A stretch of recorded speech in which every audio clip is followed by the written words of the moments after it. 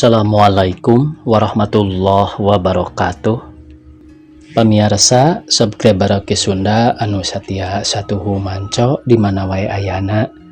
Dina dangat ayana urang neraskeun hanca dongeng ganjaran hutang kanyeri bagian ka-31.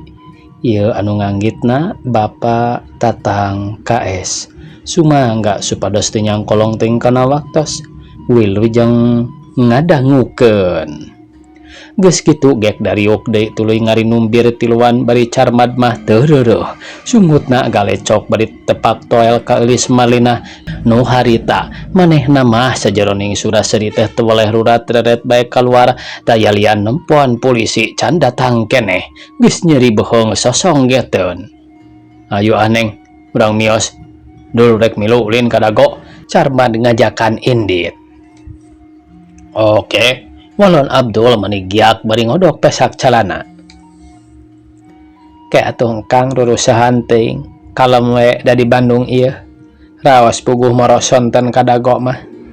Bari teras ka ditu ka curug dagona eulis malinah ngolok sabab aya nu ditungguan. Mangga bade nyonten ge ngarah datang ka ditu teras ngojainya neng carbad nyawel gado eulis marlinah. Ih kantenan we suganti karabak bae sadayana walon eulis marlinah bari ngorejat hangtung bari panon ngarindat keluar sabab ketingali aya polisi pating kulinting hareupeun rumah makan. Bade ka mana neng? Carmadnya keleungeun. Eta bade meser permen karet heula. Kutan resep kana permen nu kitu. Ieu atuh artosna neng.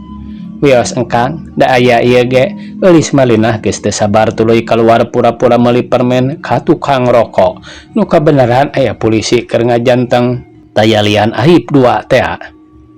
Pak ceuk eulis malinah ngaharewos.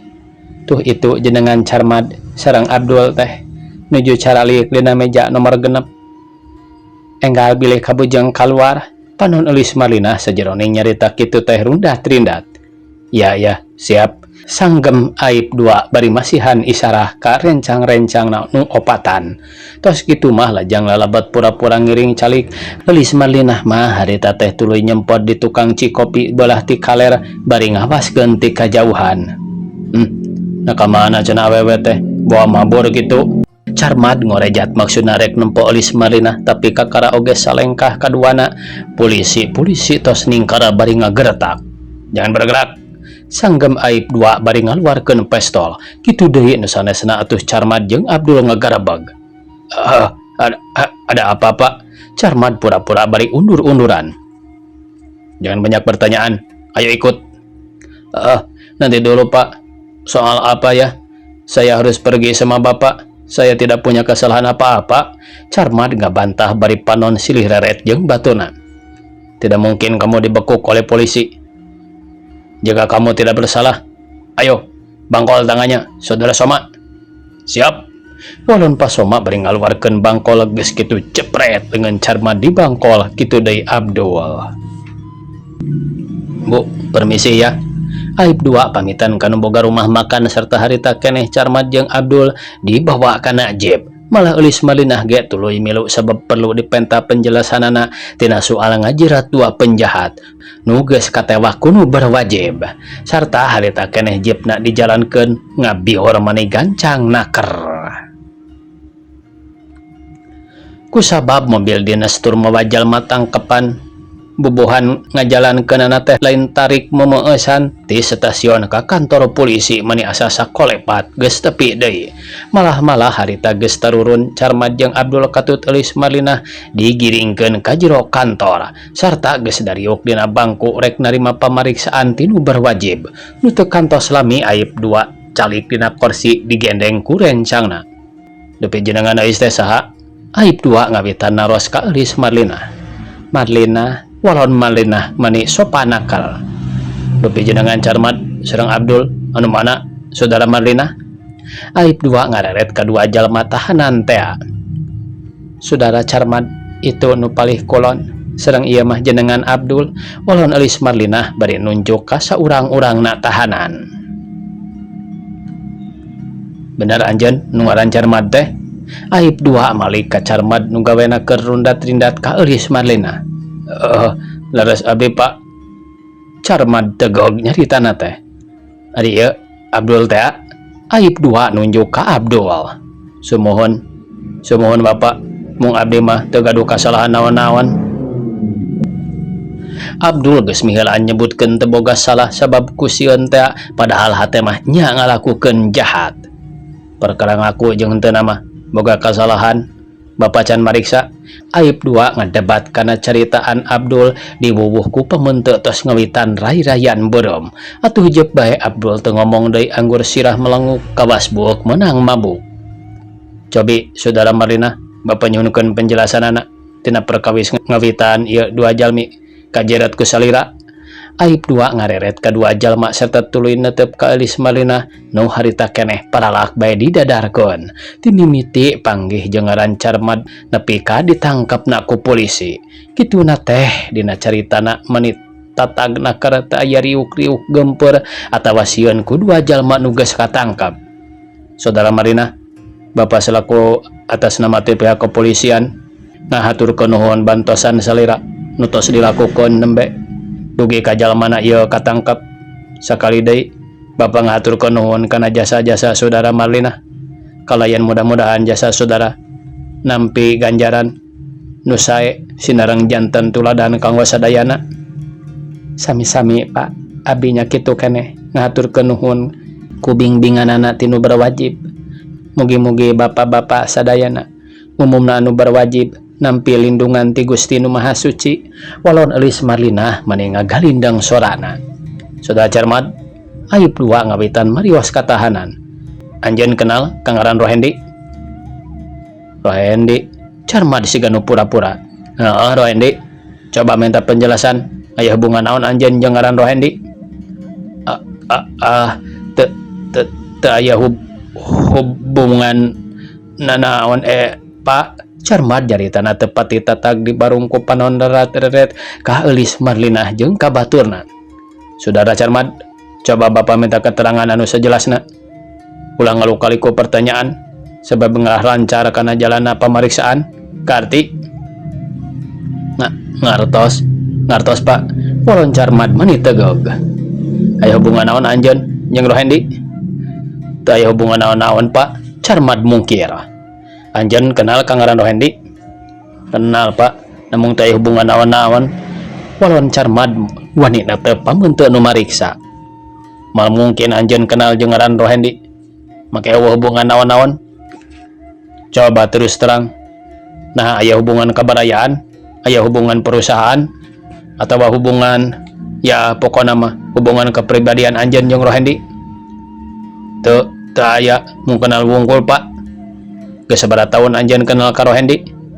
Parantos lami Pak. Kinten-kinten tos saya 3 tahun. Walon Carmad tetep nyaritana teu tatag.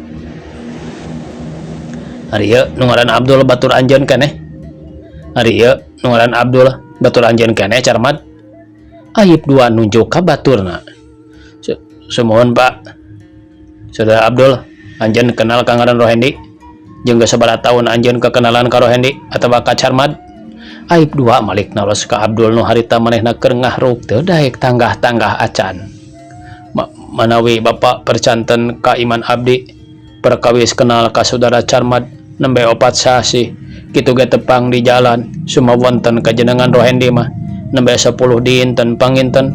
Walon Abdul nyaritana rada leuy teu kawas Carmad teuing jabati tegol geteh wanina teu pameunteut nu mariksa.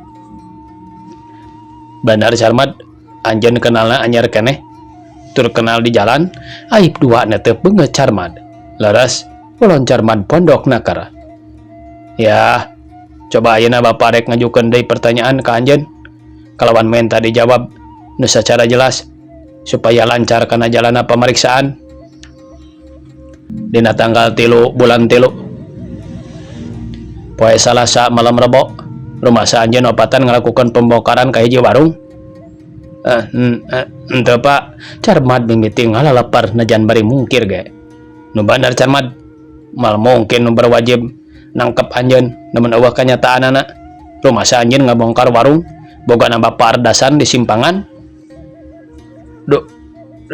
Duka pak terang ardasan abdi mah. Dewek lain nanyakeun nyahoon teu na ngaran ardasan, tapi nanyakeun rumasan teu na ngabongkar warungna, ngarti? Aib dua bendu sasaurana nyentak bari ngagebrag meja. Semohon henteu pak, Carmat geus mimiti agak euge. Pak, abdi mah teu ngiringan pak, Abdul pipiluan nyarita. Cicing, dewek lain nanya ka si laing. Aib dua nyentak ka Abdul atuh jep bae jempe tuluy melengok kawas buuk menang mabuk. Carmat, anjeun rumasa ngabongkar warung bepardasan dina peuting eta kalawan nodongkeun senjata. Duka atuh pak. Carmat tetap mungkir. Montong nyebutkeun duka-duka segala Carmat. Anjeun ulah nyulitkeun kana pameriksaan. Kalawan ulah nunggu tindakan tinu berwajib. Coba aku nu jelasna. Ngarah persoalan ieu teu jadi berat keur ka diri anjeun. Aib dua ngaleuleyan. Duka pak. Nu bener sia ngomong teh setan. Cilebet. Carmat geus mimiti dibere tindakan. Ayo ngomong nu bener Carmat. Abdi mah semohon dicana ku rohandi pak, namung teng ngiring nodong. Carmat jaritana bari melenguk nungkupan pipina sabab tas dicabok. Carmat, urang ngalilir maneh ngomong teh, nyebutkeun dibawa ku si Rondi, tapi nodong henteu. Non bae si laing harita lamun teu milu nodong. Aib dua mesem tapi mesem bendu bari ngetrek tungtung patlot kana irung Carmat. Leres henteu nodong abdi mah pak. Non bae atuh. Ngakutan barang-barangna pardasan si laing jeung ieu si Abdul. Mohon pak, abdi mah teu ngiring nodong pak. Naon tawisna abdi disebat ngiring nodong sareng Rohendi. Henteu pak. Carmat tetap mungkir. Saudara sama, coba bawa orang yang ada di dalam tahanan, bawa ke sini. Siap. Ulun pas Soma masihan hormat lajang angkat nyandak tahanan tayalian ngaran Joni. Nu teu sakumaha lila geus datang serta Joni geus diuk ngarendeng jeung Abdul. Carmat, tadi nyaritakeun naon tanda-tandana nodong? Tah ayeuna ku dewek dibuktikeun tandana anjeun ikut serta ngayakeun penodongan. Ieu batur anjeun leuwih ti heula geus katangkep, malah geus mengakui kana kasalahan. Anjeun kenal ka dieu Carmat? Coba telak-telak ku anjeun sing sidik. Carmat ngahulang hatena ratug tutunggulan sabab memang rumasa babarengan jeung garan Joni, malah sobatna pisan sarua jeung Rohendi. Ayo jawab, kenal henteu? Duka pak. Carmat pura-pura terkenal tapi juru panon mah meletet ka Joni. Joni, anjeun wawuh jeung ieu? Aib dua malik naros ka Joni bari nunjuk ka Carmat. Kenal pak, meuli sobat abdi pisan sami sareng Rohendi. Sabaraha urang harita anjeun nodong ka pardasan? Opatan pak, sareng Carmat, Abdul, kalayan Rohendi. Walon Joni terus terang. Carmat, hiji kanyataan nu teu bisa ditolak deui ku anjeun. Bener anjeun nodong? Henteu pak, henteu. Carmat tetap ngebadeg sakitu dijelaskeun ku baturna oge. Montong ngebadeg sia setan. Beledag. Carmat nyangga siksaan sabab ngabulat belit perjawaban. Nepi ka harita ngacurah roh di handap. Udang sia beletuk bobokongna ditajong serta Carmat ngulisi kudang gek diuk deui dina urut tadi. Carmat, bener anjeun nodong? Aib dua marios deui rada leuleuy. Duka pak, abdi mah teu kenal. Carmat tambah ngaco ngajawabna ka mana-mana deui. Atuh sakitu geus dicungkel tina bangku teh dipindho deui beungeutna dicabokan, malah sirah didagorkeun kana tembok. Kuat ka irungna getihan bibir ceding urut ti kusruk kana tegel meh-mehan teu bisa cengkat sabab disiksa nu sakitu bukbakna. Nepi ka akhirna mah Carmat jadi ngaku malah nyaritakeun perkara duitna ku Rohendi ledang nodong teu kabagean. Mun ti tadi ngaku Carmat, si laing mah moal kudu nunggu tindakan heula. Jadi benernya anjeun opatan ka asup si Rohendi nu jadi kapalana nodong ka pardasan. Aib dua malik deui nanya ka Carmat. Rumaos pak, rumaos abdi cermat jari tanah lelei di barungku Cimata ragragan. Tak ayeuna urang nanya sakali deui ka anjeun, kusaha bieu anjeun disiksa cermat? Aib dua neteu banget cermat nu barangap. Ku amal perbuatan abdi Pak, rumaos tos ngalanggar kana hukum. Tina jalan abdi kacandakeun ku Rohendi. Margi abdi kantos nolak kana jalan sarupi kieu teh. Batan diwidian anggur diri abdi bade dipestol ku anjeunna, cermat tuluy nanging hak sabab geus sadar ngaku kana kasalahanana. Cik ayeuna minta penerangan ti Abdul, kumaha bener anjeun rumasa milu nodong? Aib dua malik naros ka Abdul keur ngalaleper birit teu sirikna kokoplokan. Rumaos Bapak, mung abdi mah nyuhunkeun ulah kukumaha. Abdi rumaos namung teu nodong. Margi teu gaduh senjata abdi mah Pak. Abdul gancang terus terang aku bari ngadeg-deg bibirna lewe-lewe rek ceurik sabab sieun disiksa dumeh ningali carmat ruksak. Bapak, geulis Madinah kakara nyarita. Kumaha perkawis abdi? Teu aya kaperyogian deui nu sanesna. Oh, leres ke antosan sakadap. Coba saudara Soma, Bapak Sukmaja bawa ke sini. Aib dua miwarang karencangna nyandak juragan Sukmaja ti kamar tahanan nu teu leleda enggal dicandak kalayan teu lami tos sumping. Mangga Bapak calik. Aib dua nunjuk kana kursi. Mangga, jawab juragan Sukmaja. Juragan Sukmaja lajang calik dina kursi gedengan Elis Marlina kitu ge pamenteuna rada semu beureum socana ngagilar kagigir. Kieu Bapak, perkawis Bapak ayeuna tiasa mulih deui ka bumi. Kumargi ieu jalmi parantos katangkep mung kantun saurang deui nyatana putra Bapak jenengan Rohendi. Tah ieu teh jalmi nu dua tiasa katangkep ku bantosanana mantu Bapak sipatna saudari Elis Marlina. Hiji tawis anjeunna ngiring berjuang, upami berjuang teh mah demi kasalamatan salira Bapak ku anjeun atau meunang ngabela ka masyarakat bangsa urang sareng nagara. Ku kituna kanggo pribados atas nami ti bagian kepolisian teu kinten bingahna kalayan ngahaturkeun nuhun kana jasa-jasana saudari Marlina, hiji wanita nu tos ngagaduhan tujuan sae ngabantos pamarentah. Sinarang mugi-mugi Gusti Nu Maha Suci maparin taufik sareng hidayah anu tiasa janten tuladan kanggo kaum wanita khususna umumna bangsa Indonesia. Namung di sampingna eta kanggo pribados teu weleh-weleh nyuhunkeun bantosanana mengenai saudara Rohendi. Mung sakitu kalayan mugi Bapak Sukmaja ngahapunten. Sawangsulna kanggo pribados sami-sami ngahaturkeun nuhun khususna kanu janten mantu atuh umumna kana kagiatanana Bapak selaku nu berwajib. Mugi-mugi midamel sagala rupi tugas aya dina lindungan Allah Subhanahu wa taala. Ulun juragan Sukmaja dibarung kumanah guligah pamenteun marahmai anu harita keneh teras pamitan maksad bade mulih sareng Elis Marlina. Puguh we dina lebah dinyana mah saha nu teu bungah hiji jalma nu tas ditahan bisa balik deui kalawan salamet teu cecel teu bocel. Samodel juragan Sukmaja harita mulih tos ditahan kengeng sawengi sumping ka bumina teh nu janten garwana teu sirikna ngarontokan. Bakat minggu bingah-bingahna dibarungku Cisoca nyalangkrung. Kumaha papana tos bebas? Ya alhamdulillah mi. Aya pitulungna ti Gusti Nu Maha Suci. Sareatna mah ditulungan kuno jadi anak keneh tayalian ku Elis. Atuh perkara jalma-jalmana nu jarahat geus katewak tina jalan tarekah Elis. Ulun juragan Sukmaja bari ngudaran sapatu sedang nuker diupat nama harita teh keur nyusuan budak bari diuk dina dipan. Eta kumaha Lis bisa nasi bangsat bareunang teh geuning kunyahun tempatna di marana cenah ari imahna teh. Garwana juragan Sukmaja ngareret ka Elis Marlina sarta teu leleda paralak bae dilalakonkeun cara-carana manehna nyamar jadi awewe bangor nu katewakna eta dua jalma di stasiun. Oh, kutan Elis teh nyamar jadi awewe bangor. Sumuhun mi, Elis Marlina tungkul deui. Be, ayaku teu sangka Elis bisaan diteang kitu nama make jeung nyamar awewe bangor sagala. Tah kusanggeus harita papanggih jeung si bangsatna. Garwana juragan Sukmaja taletena keur dibarungku pamenteuna marahmai.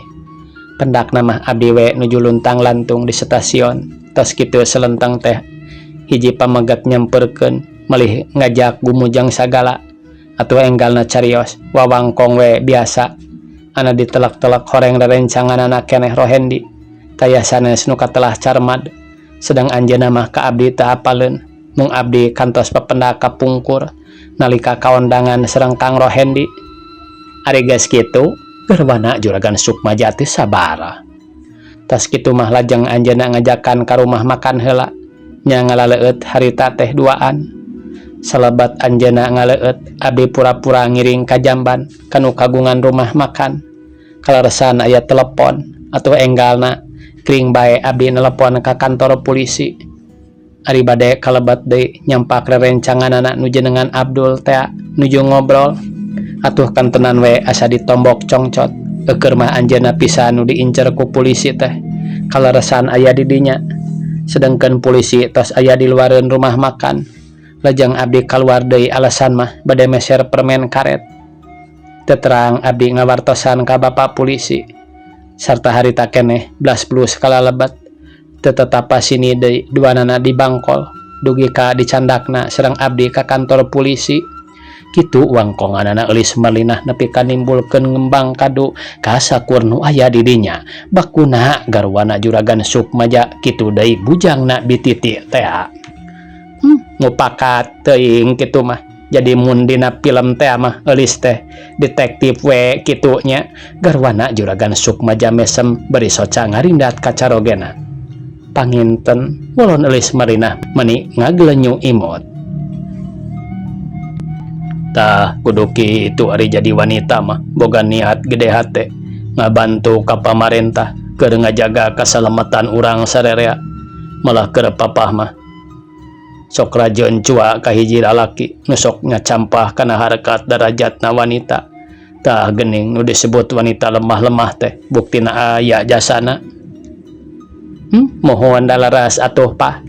Komo bangsa lalaki nu teu gejeg mah ka kaum wanita teh meningarekeun pisan artos benggol padahal teu kurang-kurang istri nu jaranten pangkat laluhur bakuna mah jalmana deui aya oge nu eueuh guam hirup ngan ngandalkeun salaki bari aya basa ada uang abang saya tidak ada uang abang payah eta mah awewe pidunya teh dipikir-pikir kuloba pisan rupana ari jelema